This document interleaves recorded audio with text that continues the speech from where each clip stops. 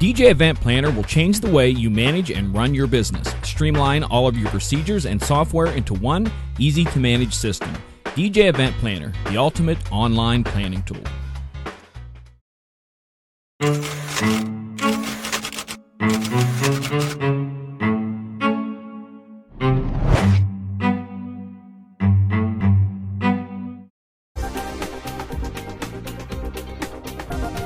It's time for Tuesday Night Live Chat with Brian S. Red and John Young. Now flipping there, it flipped over. You know, technology. We were doing so well. Everything was lining up, and then all of a sudden it just pauses. Of course. Yeah. So let's try this again. Good evening and welcome to Tuesday Night here on DJNTV. I'm John Young, and tonight the one and only Brian S. Red is going to be dazzling us with his weekend activities. Something like that. Something like that. If you say so. Yes, we're going to have some fun tonight. So tonight's topic, we're going to be talking about having the right system for the event. This is a topic I think DJs are constantly, if it's not how many watts I should have in my speakers, or should I take requests or not? Should I drink or not? Have a drink on the job? This is like right up there in the top 5 most common discussions, arguments, I would say. Sure. In that realm. And I think you're right when you say arguments and discussions, because I don't believe it's an exact science. I would highly agree, and that's going to be one of the few times we're going to actually agree in tonight's show, because I said I'm going to play the counterpoint. Okay. If you say right, I'm saying left, even if it is right. And if I become like really agreeable with you, then we know that the cold meds are kicking in. And it's like, well, this is what I think, John. No, I think this. Oh, well, I think that too, I guess. That too. And then, okay, well, that just didn't work. So thank you guys for being with us tonight out there on YouTube and Facebook. I put the link up, I believe, for the YouTube, where we're going to be kind of following things. This is our main YouTube channel. You can pop out there with where we are on the Disc Jockey News channel, and that's where we're going to be talking about. And wait a second, why is this not? Why are we not getting? We're not showing up there. Edit settings. Where is this? It looks like it must be transmitting it to must have gone to a new player. Okay. Is there a new player out there? And I need to find that. Okay, so if you're with us, Brian, it's being recorded and such out there. So for those who weren't following along, I'll find out where everyone is or what's going on here. Give us a kind of a rundown of what kind of started this discussion with the sound system and such that you've been kind of sharing here in the last day or so. Okay, well, to make a long story short, I was asked to do a school event, something I don't normally do, but I do enjoy doing this particular school, so I agreed to do it. And I told my agent, who was the one who got the gig, that the system I had really was only recommended for a maximum of 600 students, in a gym kind of thing. That's what everybody says. That's kind of what the EKX from EV states. This is what it's good for. 600, that's your max. You don't want to go any higher than that. 500 is ideal. And they said, no problem. I get the paperwork back on it, and it's 750. I'm like, ooh, well, that's over and above. But I'm familiar with the system. I've used it. I've worked in this room before that I'm going to be in, this gymnasium. And I made the judgment call that I think I'm going to be okay with the EKX after all. It turned out to be 800 plus students. Wow. And to make a long story short, everything went great. The students were happy. The sound was fine. I wasn't clipping the system. It worked. That's the meat and potatoes of what happened. So let's kind of look at the system that you used. Electro Voice, the EKX 12P tops, and I believe it's the 15 SP subs. You had the 15-inch and not the 18-inch. Right. Interesting. Yeah, I opted for the 15s just because it's easier for a guy like me to carry.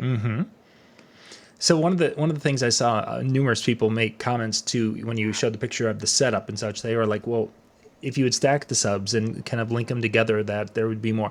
What was your thinking behind the stacking of the subs or the placement of the subs in your configuration? Well, I don't know the voodoo involved in coupling subs like I should, or even phasing them. Ben, every time I think I understand it, Ben lets me know that I don't. But at any rate, the theory is if I got at least this part right, if you couple your subwoofers, it's louder. Yes. I don't know how much louder, but it's louder. At any rate, I didn't want to do that. And the reason I didn't want to do that is because I was pushing the system beyond what it's supposed to be doing anyway. Mm-hmm. And I felt like the tops and the subs were pretty well balanced in that regard. So if I would have coupled the subs, I feel like there would have been more boom than high. So I decided not to do that. Okay. There was actually another reason that I didn't mention in any of my video or media or anything I've done. They really wanted me to build a barrier between the students and the stage door. Okay. Like a physical barrier. So I was trying to spread out as far as I could to create that barrier. But yeah, I mean, I considered coupling them. But once I got in there and did the sound test, I'm like, you know what? I think it's good. If I did the coupling, my bass might be a little much for what my tops are producing. Might feel bass heavy compared to what the tops are doing, if that makes sense. Now, when you place the height of the tops, were you kind of wanting to have a specific height with where the horn and the woofer were with the tops, or did you just kind of do a traditional height with that? You mean just getting the top cabs up in the air? Huh. I was just getting them as high up as I can. I mean, and with the Frankenstands, it's a little shy of 6 feet, but it's close to it. Okay.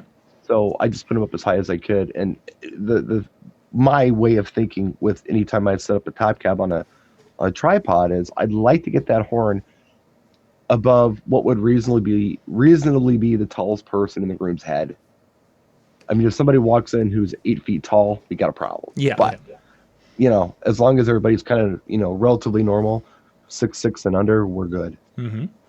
So that's my theory on that. The higher the better with that. It seems to travel better and all that kind of fun stuff.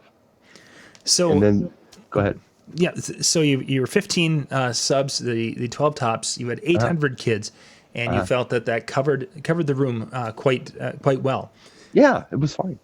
Despite what anyone tells you, it was fine. Mm-hmm. And the kids, they were enjoying, and there weren't anybody, oh, get more bass or anything to that effect? No. In fact, I asked one of the guy, the organizer, I don't know who he was, as far as his real job at the school, but he was the organizer of the event. I asked him, does it sound okay? He says, yeah, you could even turn it down a little bit. And then when the event was over, there was a group of girls that were kind of hanging out. And I walked up to them and said, hey, I got a question. And they kind of, oh, no, you know. And I said, did it sound okay? I said, well, yeah, we liked the music. I said, no, I'm not asking you that. Did it sound okay to you? And oh, yeah. I said, was it loud enough? They, oh, it was plenty loud. And one girl said, you know, we're used to DJs coming in here with more of that high sound. And I think she was talking about mid-range. Okay. And you didn't have that.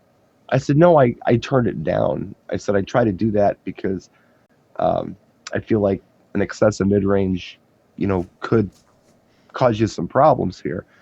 And, you know, I don't want you to walk out of here with your ears ringing. I want this to sound good, not I don't want it to be painful. Yeah. Mm-hmm. And one girl said, well, it's okay. I'm already half deaf. And I said, look, I don't want to be the one that contributes to the second half of your hearing loss.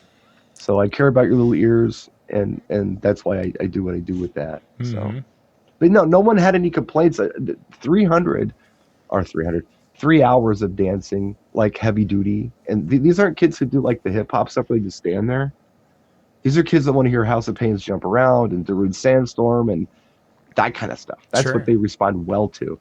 You know, Call Me Maybe, Party in the USA, Wannabe, the fun stuff, you know. Mm-hmm. That's why I like doing the school, because they're not just about Yo Gotti or, you know, whatever. So, yeah, it was high energy dancing for 3 hours. 800 plus students, no problem. Now, I'm not suggesting that anybody out there with an EKX system can pull this off.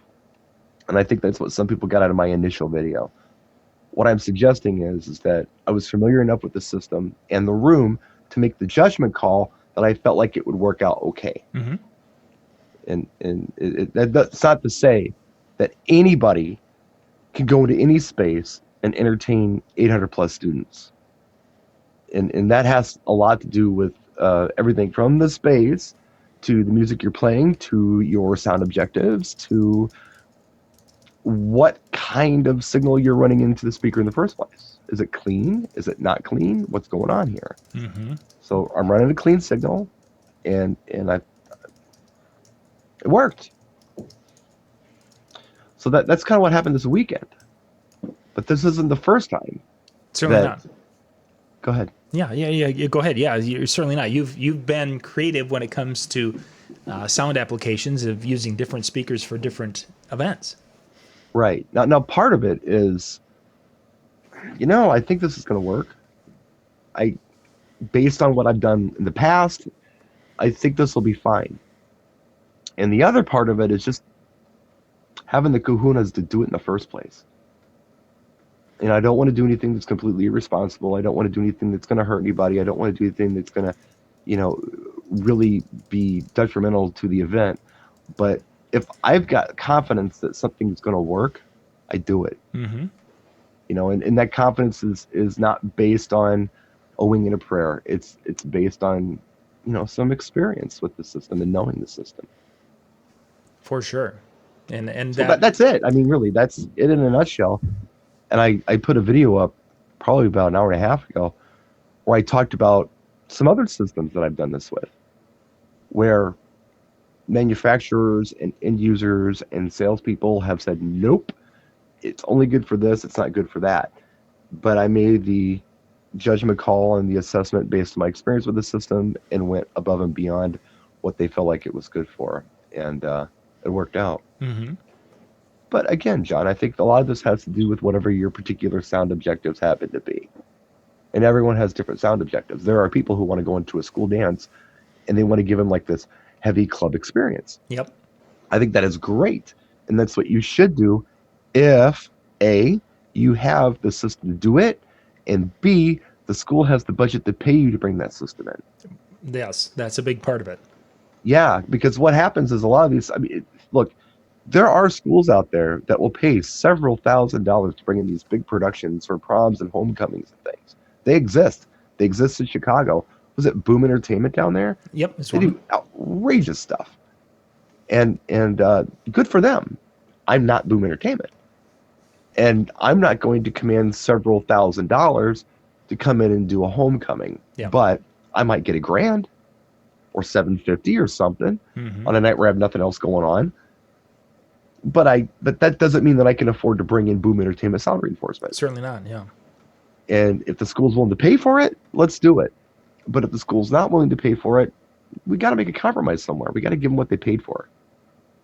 And in this particular case, as far as I know, all the math adds up that my agent and the client understood what this system was capable of when I walked in the door. Mm-hmm. And it was, and I underestimated it, which I'd rather do than overestimate it. When I just, disclose, hey, look, just so you know, this is what it's supposed to be for. That'll be fine. Is kind of the response that I got from everybody. That'll be fine, and it was. Mm-hmm. I felt like it would be. Everybody else did too, and no one complained. No one said turn it up. In fact, John, there's only one time in my entire career when I've ever had a situation where somebody walked up to me and said it's not loud enough. It happened once. And I remember this gig. I was downtown Milwaukee at what is now the Hilton. And they've got this giant ballroom on like the 5th floor or whatever. It's massive. And I got thrown under the bus kind of gig. Hey, do you want to do a gig for Hertz Rent-A-Car? Yeah, sure, I'll do a gig for Hertz Rent-A-Car. This doesn't sound like a big deal. No, 1,200 people. Oh. And they wanted to party. And at the time, my system was not up to the task. and my amps weren't up to the task. I blew everything up. I walked out of there. I think I might have had like 2 mid horns that worked, and that was it. I smoked everything in that system. I cooked the amps. I cooked the drivers on everything. I'll never forget it. And I was trying so hard just to get sound in that room. Mm-hmm. But there were so many people. No, I mean, I learned my lesson that day. We can't do this anymore. Yep. And that's when I think that's the event where I really wanted to know about Ohm's Law, because not everybody uses the power speakers at the time. We're still in the passive. Oh, yeah, certainly, yeah. So, but that's the only time it ever happened. And it was because everything was blowing up and I wasn't using a good system. Powered speakers, it's beautiful. And as far as I'm concerned, from a guy who does YouTube videos, it's wonderful because I don't have to explain to anybody how to pair speakers with amplifiers anymore. Yep. It's just there. So all you have to do, when they say, hey, I do 150 person weddings every week, and what system should I get? And it's like, dude, you got options. Lots of, yeah. This one, this one, this one, this one. Pick a deck, buy it, and enjoy. I don't have to go into any explanation or anything else. It's nice. Just following the chat here. They've been talking about subwoofers and different things from QSC and what have you with that. There was something actually I wanted to get to up here. Jimmy talking about using an old Bose system. Dwayne. Dwayne mentioned that Dwayne went out and just started out and wanted to get something that would have flexibility. So Dwayne went out and bought a ETX 12-inch two-way tops. He bought two tops, and he bought an 18-inch sub. Oh, my video's really, there we go. He bought the 18-inch sub to go with that, so he could run with the two tops when he needed to. He could add the sub when he needed to, and being it's ETX, it could handle a lot of capability. So right, a great intelligent purchase, because then he can add as he goes and really create a killer sound system. So 52 vents that big. I mean, there. That's the thing is, that QSC, or excuse me, QSC, the EV system with that sub. First off, it's heavy and it's big. That can do a lot, and it will be able to add that second sub, and that's going to easily handle that crowd like you were experiencing or more. Yeah. Well, okay. So you're telling me that this guy bought an ETX rig from Electro Voice? Correct. Because he wanted a versatile system. Wanted to make sure that he was not throwing money away. Is really, I think, right. what we were seeing from that. Sure. Now here's where we're gonna part ways, and I know that's your plan anyway. So you're smiling. It's like, yeah. Here's my thoughts on that, and this is based on experience, and actually knowing people who have bought ETX systems. ETX systems are wonderful if you do 800 plus student events, giant events, big concerts, big sound events. If that's what you do on a consistent basis, then that's a great system for you. However, if you're doing 150 person wedding receptions, most of the time, and then once in a while, you're doing a 500-600 kid school event, and there's only one system you can buy, I argue that the EKX is a better system. And the reason being is it's capable of doing that wedding without overpowering it. And it's capable of that 500-600 kid school dance without an issue. So that's how I think I would recommend someone going about buying a system like this. It's more that, to me, for what I do, for the types of events that I do, primarily the smaller events, but sometimes the big ones, I think the EKX is a much, much wiser purchase. That's just me. And to follow your school of thought, that what Dwayne paid for those 3 speakers, you could have gotten all 4, so you'd have had 2 tops and 2 subs in the EKX realm. But on the flip side, if Dwayne's ultimate goal is to get into, and he mentioned school dances, is to get into more of those school dances, that's going to be a system that's going to give him more headroom as he's going forward, and more potential for larger events down the road. No, at the school that I just did this party for, like 3 years ago, I did one there for 1,200 kids in a field house. Wow. And we used my friend's ETX system. Not the EK, but the ET. I didn't own the EKX yet, I don't think. And it was great. It worked We also used it at Kohl's department store. Yeah, yeah. They're based here in the Milwaukee area. We did a Kohl's corporate event with 2 groups of 2,000 people with that system, believe it or not. Mm-hmm. And they were doing party games with it, and there were all kinds of microphones and things on it. Now, the guy who owned that system was really excited about buying it because he'd heard the sales pitch and he heard how capable it was and all this stuff. Right. Unfortunately, the only 2 times the guy used the system were the 2 times that I used it. Could not find an event that was big enough to justify bringing that rig to, that he booked himself. So he sold it.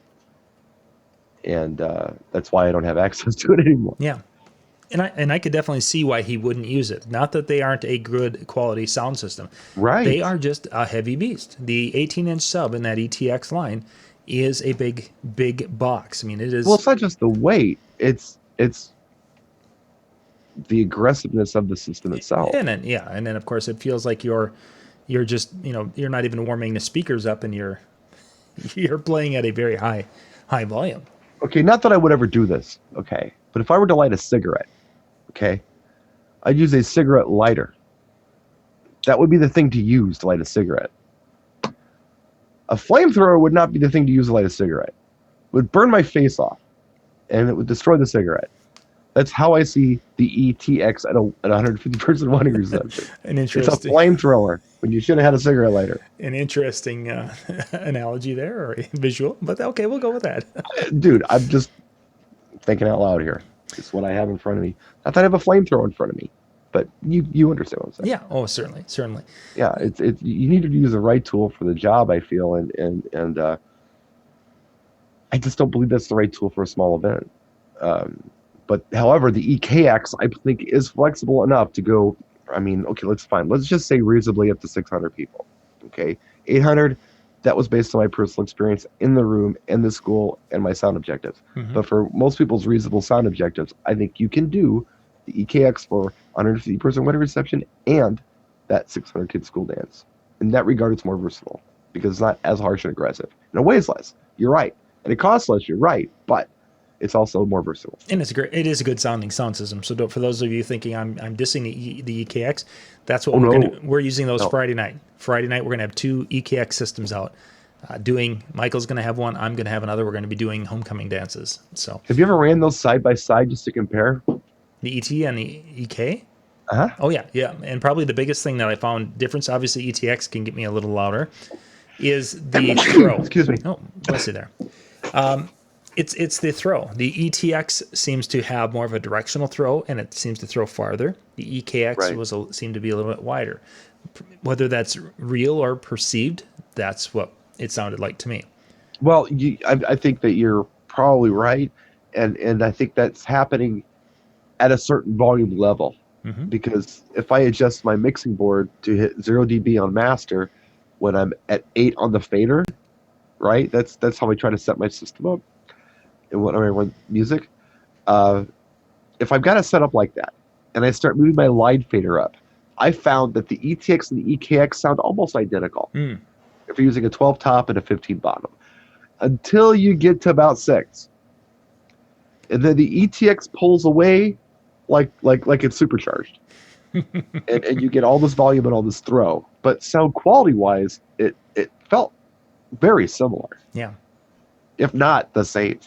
I know it's not, but to my ear, it sounded the same up until that point, and then it got crazy. So, just following. And Rick mentions, of course, preferring the ETX because he doesn't feel like he has to push those quite as hard as some of the other lines. But he's also doing much bigger events than you and I are primarily wedding guys. Sure. I want to dig back into. You mentioned. You've kind of alluded a little bit to it during our talk, and you mentioned earlier is that part of the success of what you did on Saturday with that sound system is that you knew the sound system and you had it set up properly for your objectives. Kind of take us through what kind of things that you did to set that sound system up for the event. Well, I will say this. I set it up. I set it to where I thought it would be optimum, and it worked. So the only thing I did was, so typically on the newer speakers, And for those of you who are using like power speakers from 6-7 years ago, it might not be the case. But on the newer stuff, the volume knob's different. It's not like 1 through 10 on the volume. Mm-hmm. 5 was like 0 dB. If you turn it down, it's minus dB. If you turn it up, it's plus dB, right? Yep. So what I did was I normally keep the speaker at 0 dB, by the way. Okay. Because I like that. Sounds good to me. Let's go 0 dB. We're not overdriving the speaker or anything else. I put the volume at plus 3 dB on the speakers. So I brought it up a little bit. Yep. Which, if you were dealing with a regular dial, was probably something close to 6.5. I'm guessing. I mean, it wasn't like 8 or whatever. It was under 7 or less. That, and with the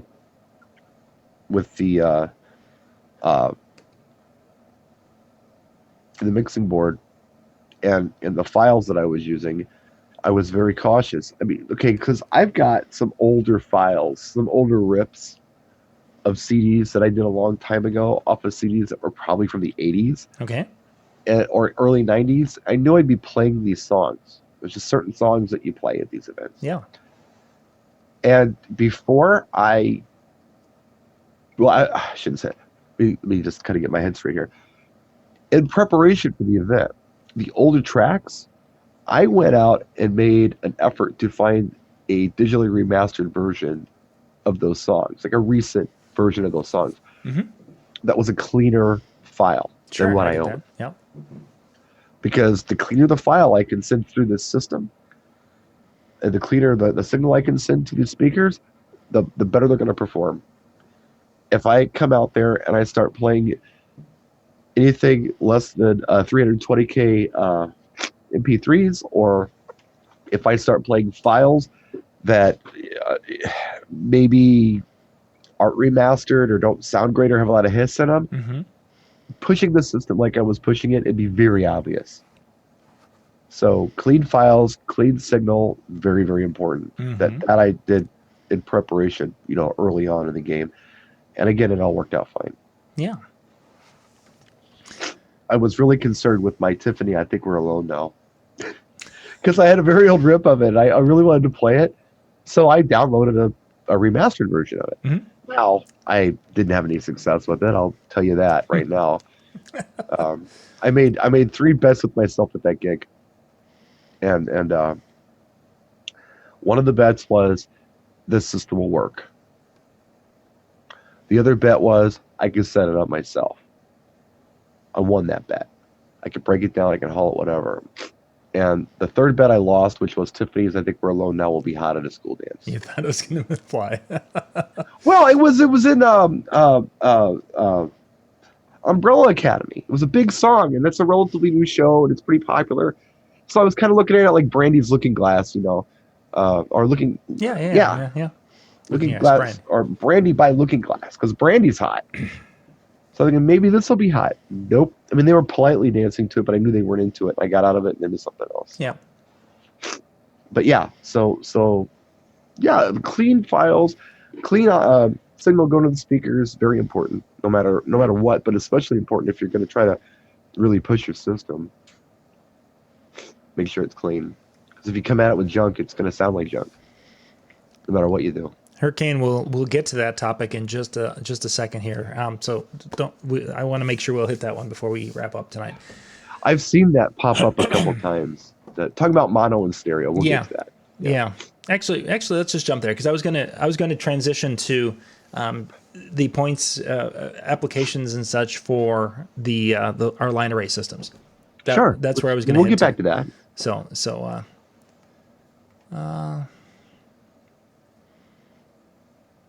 Okay, I was just reading that. So, let's stick on the speakers, and then we'll come back to the stereo mono. So, the right tools for the job is certainly important. But as we've been using some of our kind of mini line arrays, for lack of a better way to describe that, whether it's the Evolve 50 is not a huge line array system by any means. No, it's not. It's a nice little portable array system, and does its thing.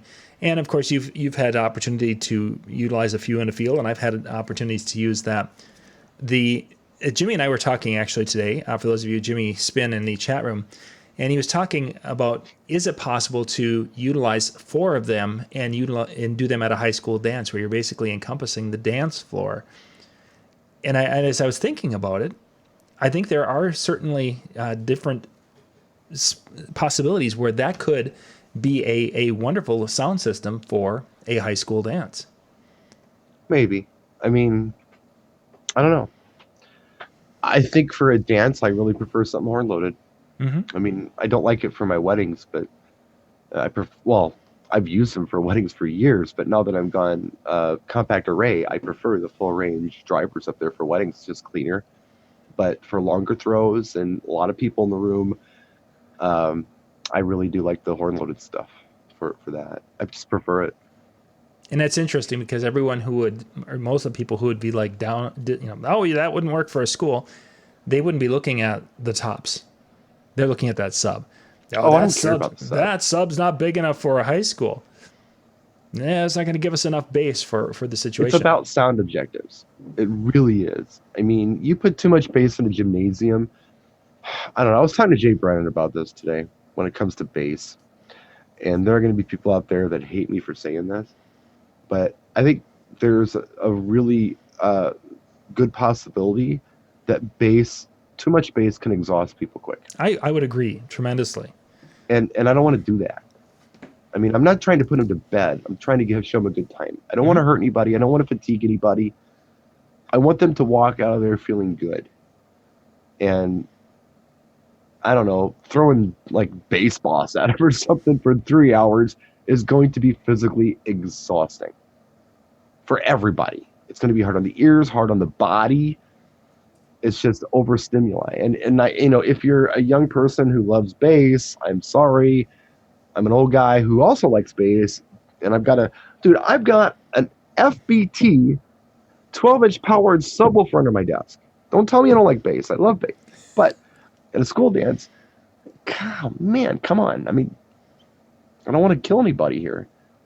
And I want a well-balanced system, too. New music I know is bass heavy. And I know it's kind of the bass wars and the volume wars with a lot of the new tracks. But at the event that I did, I wasn't doing a lot of new tracks. I did some just because it's expected, but most of it I was doing younger people stuff. Or older people, music, I'm sorry. I was doing classic party stuff. And they liked it.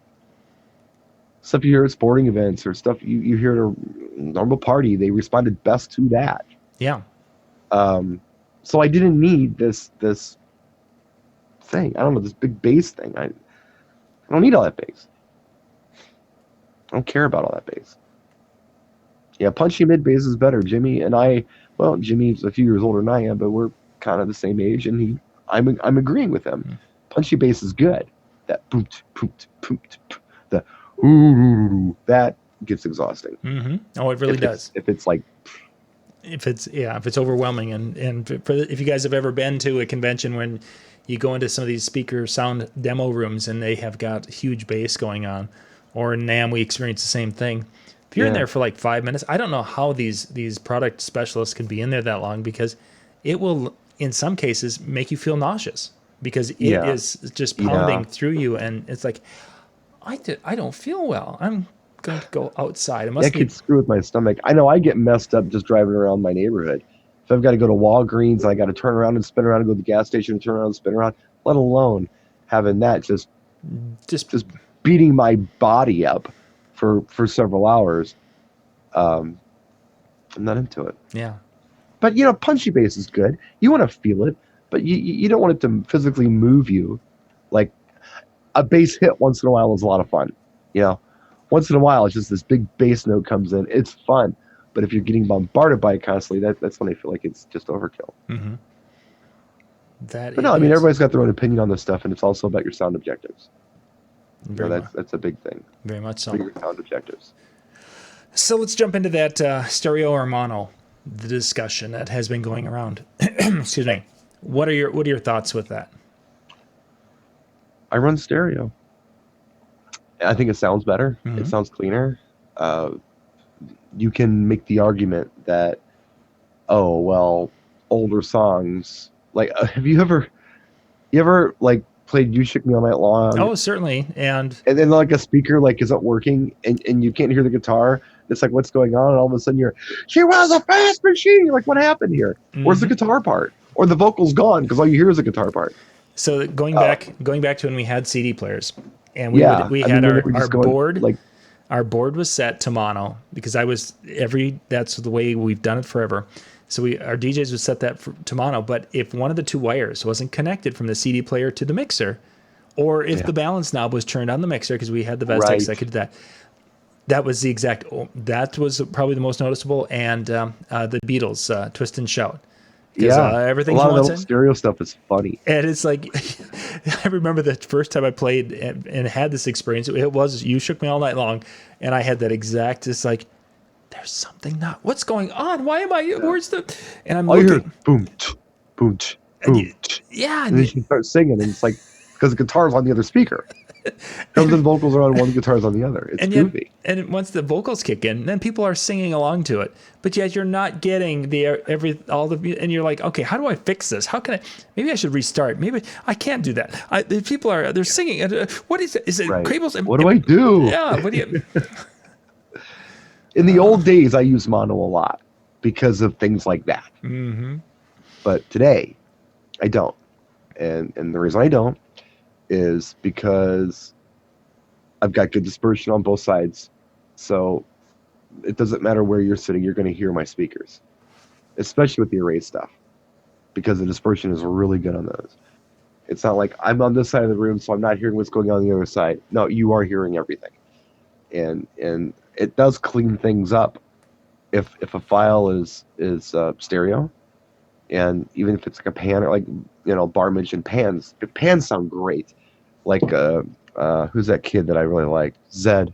The stuff he produces. If you listen to it, like if I sit here, because you can't see any of this stuff in this video, but I've got really nice monitors on either side of my desk here, and I just sit here and listen to music sometimes. Sure. And if I listen to a Z track, it's like, wow, because it's bouncing back and forth and it's fun.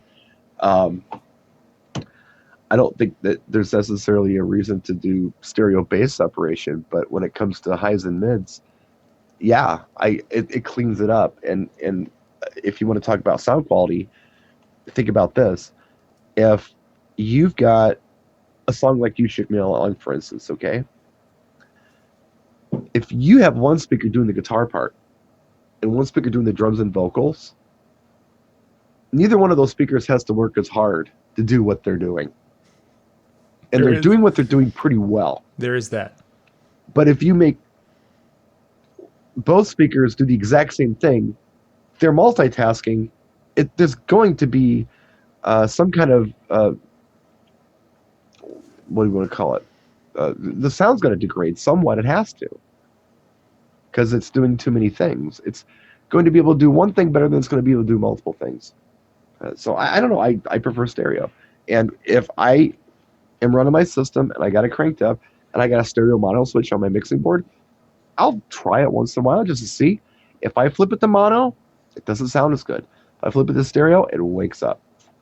It just sounds better. And I believe it's louder. Yeah, and I've always, mono's been the direction, and our biggest, because of the early days when it was the two. Yeah. And then you look at, generally people are dancing in front of one speaker or they're dancing in front of the other speaker. There's not too often that they're dancing in that sweet spot, and partially because of, running the tops and subs, that there's a dead spot in the middle of the dance floor, or, somewhere in that mid to front level or front area of the dance floor. So you have people dancing to the right or to the left, or they're dancing a little farther back. Well, if they're dancing farther back, they probably would hear sound from both speakers, but generally they're going to hear that speaker or that speaker. And yeah, you mentioned dispersion, that our array systems will do that. Yeah.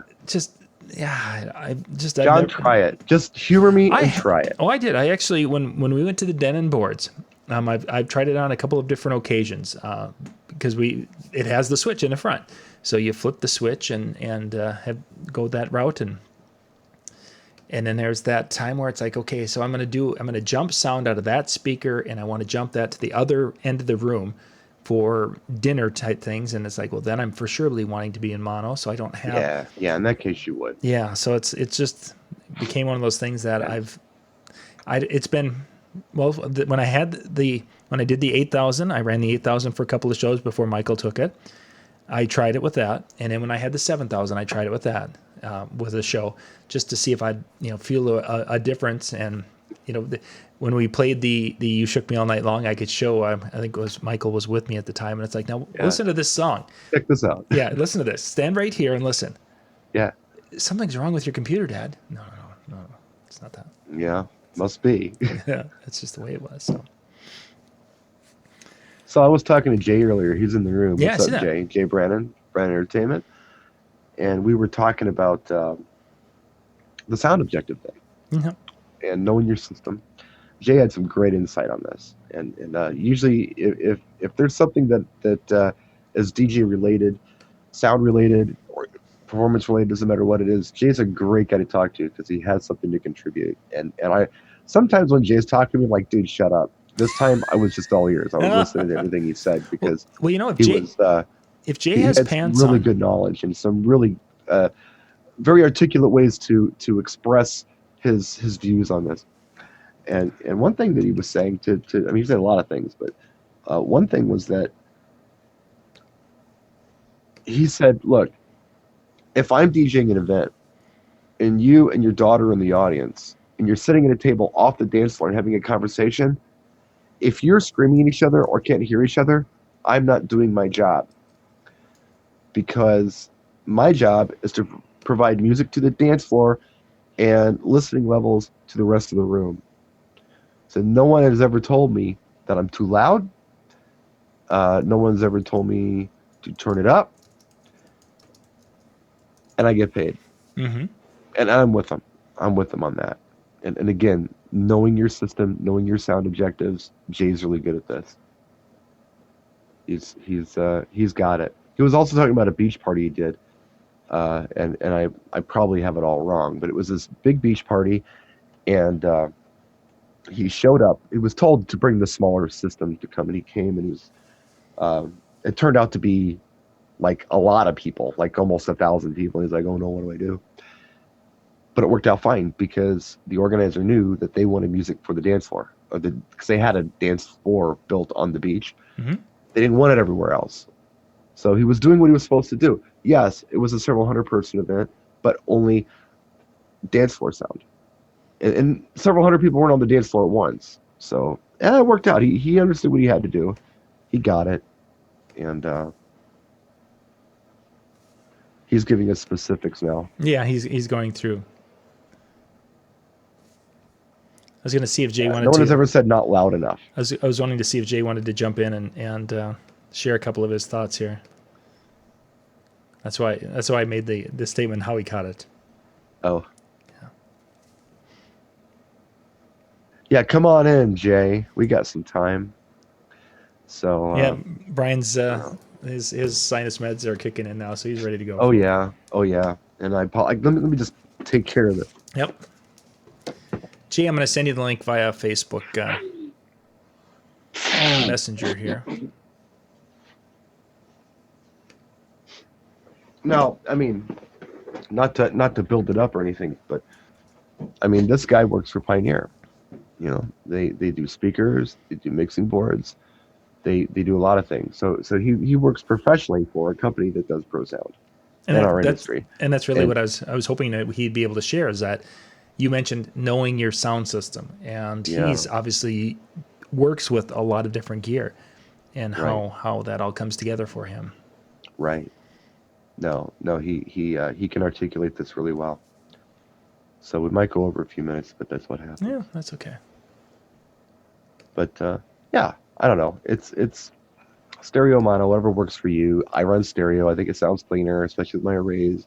I don't think I'm robbing anybody from anything running mono. The only time I really run mono is if I'm running a single speaker, which happens sometimes. Like if I'm running like the LD Maui 5 Go, just one speaker, of course it's mono.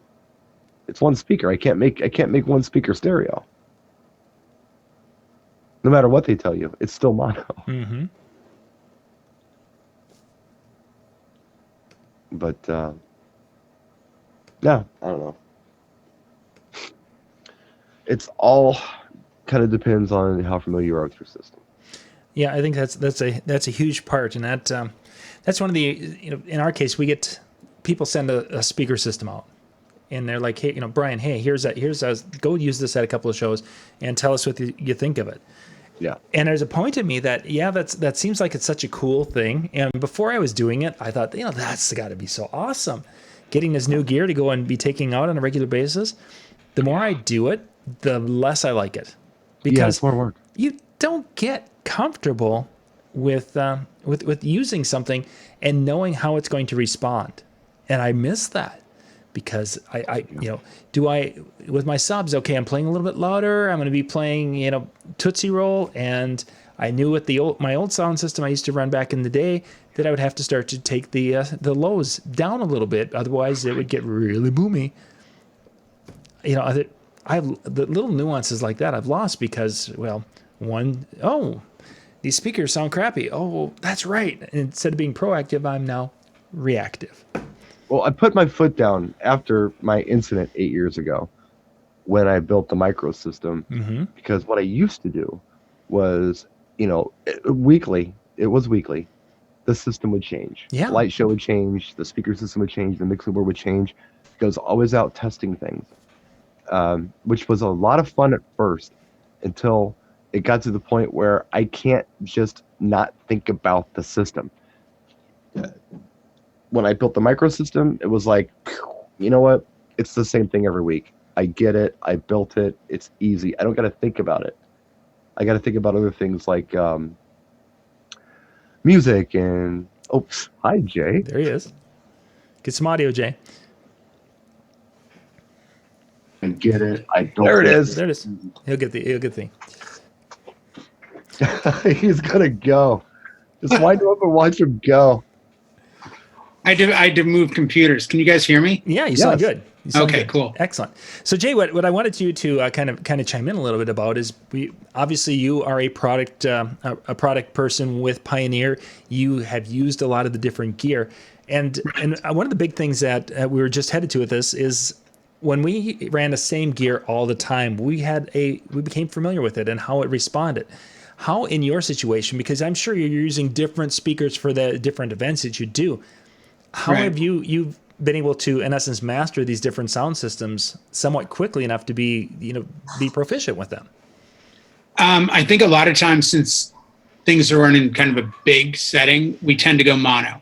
And I noticed some people made comments about clubs and bigger things, you go mono. I learned years ago to go from stereo to mono because of a Beatles song for First Dance.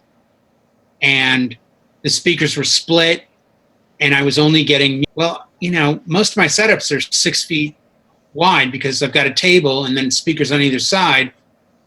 I think the next wedding I do, I'll try running stereo. Yeah, try it. Mm-hmm. Yeah. But for the most part, we as a standard, I'll go in and set Serato, and I'll set the mixer to both run in stereo, or run in mono, I'm sorry. Just because I know I'm getting the same amount of sound out of both sides. And a lot of times I only use one speaker, something like a ceremony. So I'll go mono left side. Right. And I think actually you and I years ago talked about, if you run mono with one speaker, always go in the left channel. Yes. So I started doing that a long time ago.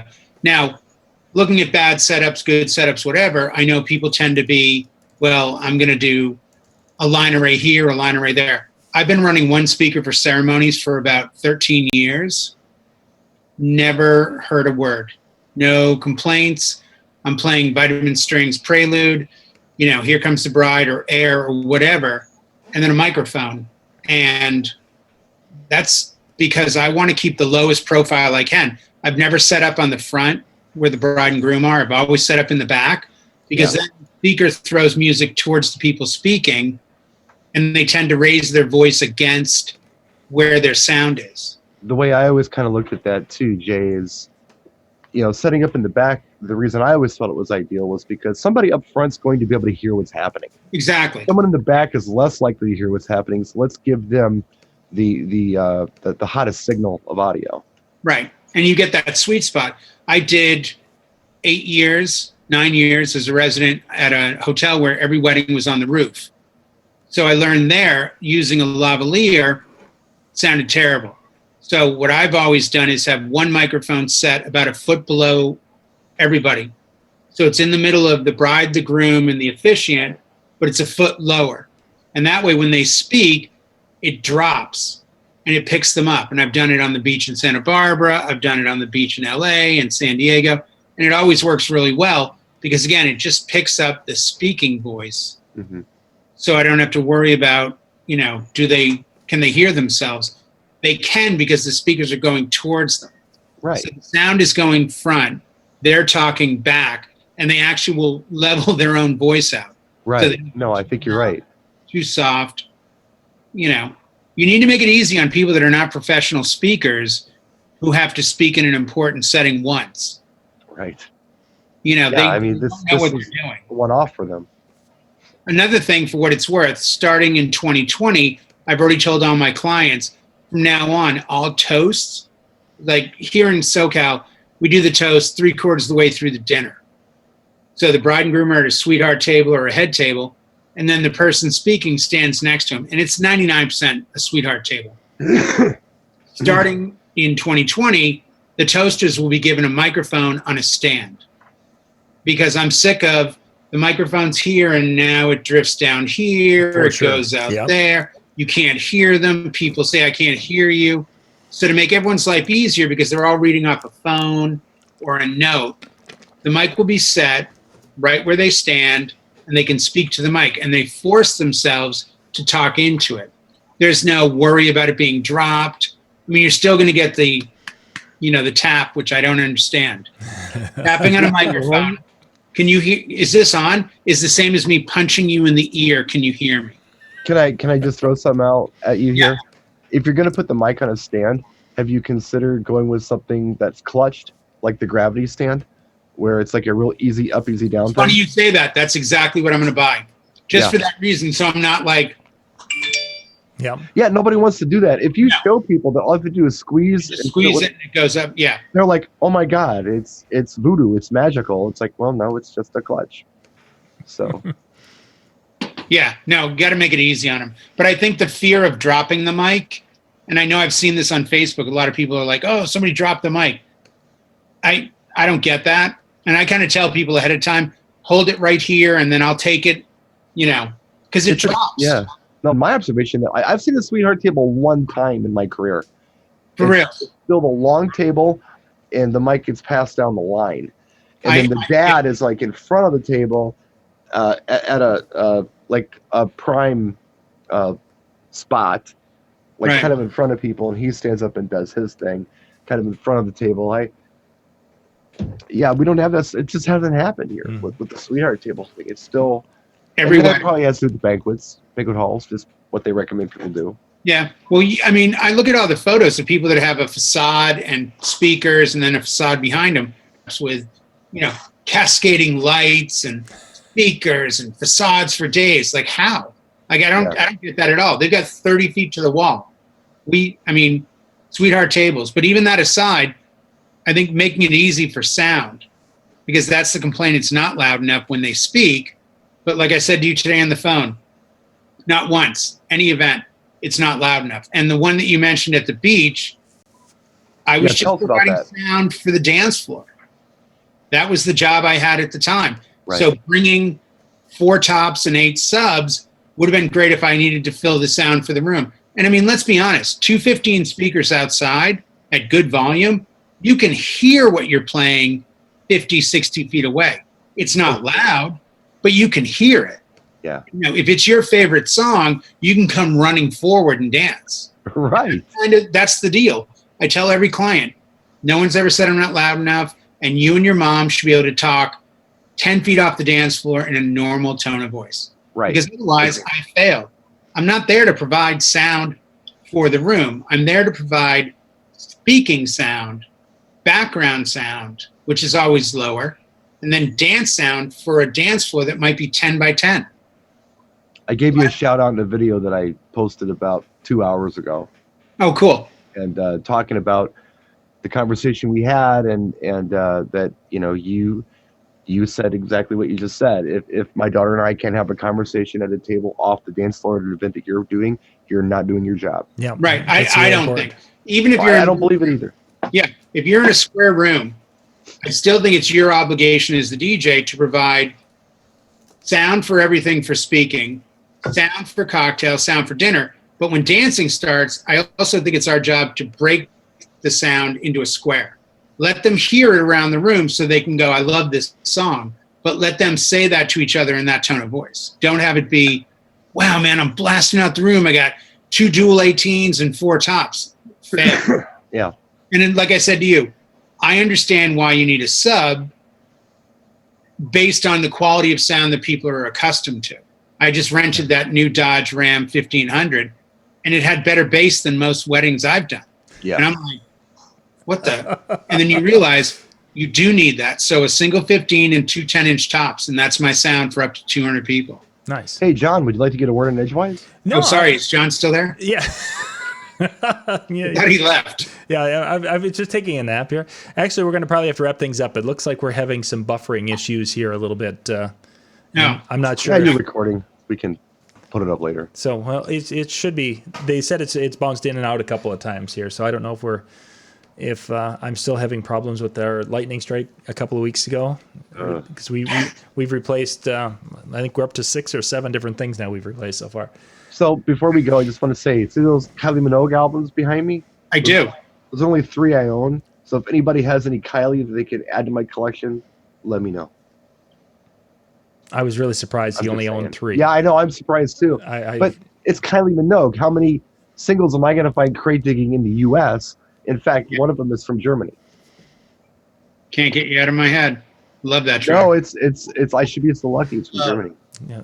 I know, but I love that track. I used to rock that early 2000s. It was like every event. The long version with the 32-beat intro. So, yeah, if you got any Kylie, send them my way. There you go. Christmas is coming. So, just saying. Excellent. We have connection. I think we're gonna wrap. Yeah, we're gonna wrap up here before we lose everything. Jay, thanks for jumping in here for a few minutes here. Appreciate absolutely. Appreciate you hanging out with us, and thank you guys for watching and being with us. We'll be back again next Tuesday night with another show. Have yourself a wonderful evening, everyone. Good night.